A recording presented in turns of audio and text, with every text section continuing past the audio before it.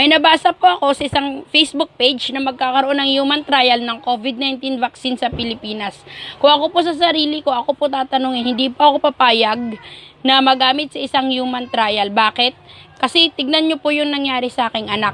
Si Mark po ay nagamit sa isang human trial under clinical trial phase 3 ng Dingvaxia vaccine. 6 months after niya ma-vaccine, ayan na po yung naging resulta. Hindi po niya kinaya yung bagsik ng bakuna. Kasi ang isang bakuna po ay hindi po siya nabubuo kung walang mismong virus.